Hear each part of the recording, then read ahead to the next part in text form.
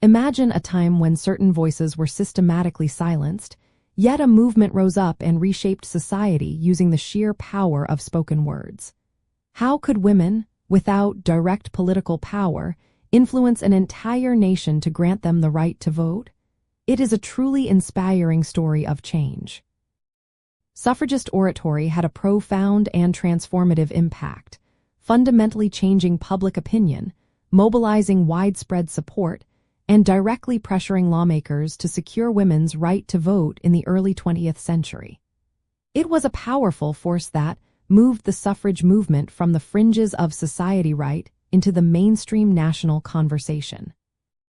The brilliance of suffragist oratory lay in its unique ability to connect with diverse groups of people on multiple levels. Speakers like Susan B. Anthony and Elizabeth Cady Stanton did not just present dry facts. They crafted incredibly compelling narratives that vividly highlighted the deep injustice of denying women a voice in their own government. They masterfully used logical arguments, powerful emotional appeals, and even appropriate humor to dismantle the prevailing stereotypes about women's capabilities and their proper place in society. By speaking directly to large crowds in town squares, packed lecture halls, and even on bustling street corners, these women bypassed the traditional male-dominated media of the era. This allowed them to create a direct and personal link with potential allies, undecided citizens, and even some initial skeptics. This direct engagement was crucial because it enabled them to effectively educate the public about the many legal, economic, and social inequalities women faced, making the abstract concept of equal rights feel deeply personal and urgently necessary for many people. These powerful speakers often employed rhetorical strategies that are still remarkably effective in public speaking today. They would frequently start by establishing common ground with their audience, acknowledging shared values and concerns before introducing their truly radical idea of equal suffrage. They systematically and calmly refuted counterarguments, often turning their opponent's logic on its head with sharp wit and undeniable facts.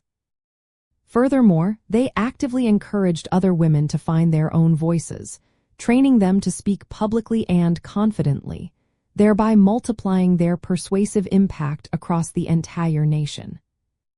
One fascinating aspect of this movement was the widespread suffrage lecture circuit, where dedicated women traveled extensively, sometimes for many months at a time, delivering hundreds of speeches a year. This was not just about a few single, powerful speeches, but rather a sustained, nationwide campaign of verbal persuasion and direct communication. Their consistent message, delivered personally and passionately, fostered a sense of community and shared purpose among supporters, even in isolated areas. This dedication turned individual conviction into a collective, unstoppable force. Ultimately, the sustained power of suffragist oratory created a moral imperative for change that simply could not be ignored. It made the invisible struggle of millions of women visible, and it converted abstract ideals of liberty and equality into concrete demands for political action. Their words didn't just advocate for a cause. They built a movement, changed hearts and minds, and ultimately helped secure one of the most fundamental rights for half of the population, leaving a lasting legacy for democracy. If you're into this, like, subscribe, and drop a comment.